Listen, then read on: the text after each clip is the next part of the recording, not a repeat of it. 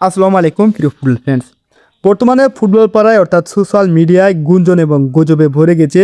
সেখানে সবাই বলছেন ফাইনাল ম্যাচটি আবার অনুষ্ঠিত হবে। কেউ কেউ বলছেন ড্রেসিং রুমে কিছু একটা হয়েছিল, তার জন্য নিউ মিস্ত্রি দল ভালোভাবে খেলতে পারেনি, এই ম্যাচটা জয়লাভ করতে পারেনি।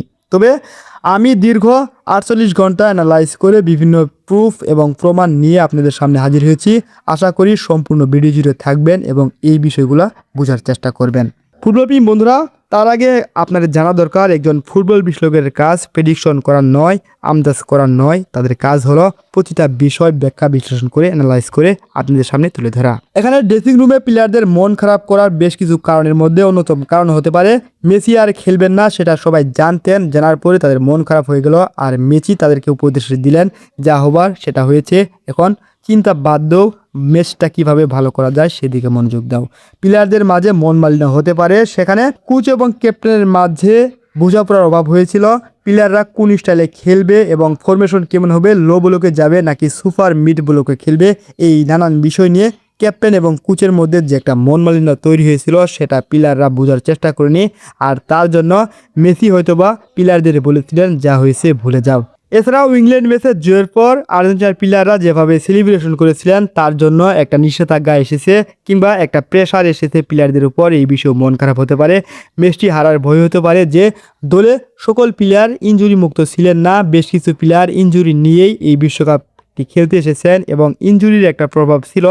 আর প্লেয়ারদের মনে একটা বাড়তি টেনশন এসেছিল যে লিসান্দ্রো মার্টিনেজ, রোমেরোর মতো প্লেয়াররা যদি ইনজুরির কারণে ভালো পারফরমেন্স না করতে পারে শেষ অবধি কী হবে, আমরা কি জয়টা হাত ছাড়া করতে যাচ্ছি। সেই জন্যই মেসি হয়তো বা বলেছিল যে যা হয়েছে সেটা ভুলে যাও, ম্যাচটি ভালো করার দিকে মন দাও। এই ম্যাচটি হারার আর অন্যতম এবং প্রধান কারণ হলো কোচের প্ল্যান এ কাজ করেনি, প্ল্যান বি কাজ করেনি, অর্থাৎ প্ল্যান সিতে যেতে হয়েছিল। কোচের প্ল্যান এ হলো পুরো 90 মিনিটে গোল করে জয়লাভ করবে, আর যখন পুরো 90 মিনিটে গোল করে জয়লাভ করতে পারেনি তখন শেষ অবধি যে প্ল্যান বিতে গিয়েছেন। আর প্ল্যান বি হলো একেবারে শেষ পর্যায়ে এসে 2-1 অ্যাটাকিং মিডফিল্ডার নামিয়ে এক্সট্রা ফরওয়ার্ড মাঠে খেলিয়ে তখন 5-10 মিনিটে গোল বের করে নিয়ে আসা। কারণ মিস স্কলিনের হাতে বেশ কিছু অপশন নেই, তারা 90 মিনিটে যখন গোল করতে পারে না তখন যে কোনো কোচ এক্সট্রা ফরওয়ার্ডে নামিয়ে গোল বের করে নিয়ে আসার চেষ্টা করবেন। আর সেই কাজটাই বিগত 4টি ম্যাচে সফল হয়েছেন কোচ স্কালোনি। আর এই ম্যাচে কেন বি কাজ করলো না, প্ল্যান বি কাজ করতো যদি একজন লিসান্দ্রো মার্টিনেজ মাঠে থাকতেন, যদি রোমেরো ডিফেন্সে থাকতেন এবং মিডফিল্ডের দায়িত্বে এনজো ফার্নান্দেজ থাকতেন, তখন কোচ একজন ডিফেন্ডারকে কমিয়ে আর একজন স্ট্রাইকার কিংবা নাম্বার 9 ফরওয়ার্ড প্লেয়ার নামে দিতেন, আর তখন গোল করা অনেকটাই সুবিধা হয়ে যেত। যেহেতু প্ল্যান এ এবং বি কোনোটাই কাজ করেনি, তাই কোচ নতুন প্ল্যান সিতে গিয়েছেন আর সেখানে প্ল্যান সিও মোটামুটি সফলতার দিকে গিয়েছিলেন। আর যদি 12 মিনিট কিংবা 14 মিনিট গোল শূন্য থাকতে পারতেন তখন টাইব্রেকারে গেলে এমি মার্টিনেজ গোলবারের নিচে কিছু একটা করতে পারতেন আর সেখানেই গোল হয়ে আসতে পারত। ফুটবল প্রেমী বন্ধুরা, কাবু ভার্দে, সুইজারল্যান্ড, ইজিপ্ট কিংবা ইংল্যান্ডের বিপক্ষে কোনো ম্যাচই আর্জেন্টিনা যে অসাধারণ প্রতিভা দেখিয়ে গোল করে জয় নিয়ে এসেছে সেটা বলা যাবে না। এই ম্যাচগুলোতে আর্জেন্টিনা প্রায় হারতে ধরে হারে নাই, যেমন কাবু ভার্দের বিপক্ষে অনেকগুলো ভুল পাস দিয়ে ম্যাচটাকে জটিলতার দিকে নিয়ে গিয়েছিল। এট লাস্ট 3-2 গোলে জয়লাভ করে সুইজারল্যান্ডের বিপক্ষে এমবুলো লাল কার্ড খেয়ে যখন মাঠ ছাড়েন তখন সেই সুযোগটা গ্রহণ করে আর্জেন্টিনা জয়লাভ করেছিল। ইজিপ্টের বিপক্ষে 2-0 গোলে পিছিয়ে পড়ে আর ইজিপ্টের একটা গোল যখন বাদ হয়ে যায় তখন কিন্তু আর্জেন্টিনা ম্যাচে ফিরে এবং 3-2 গোলে জয়লাভ করে।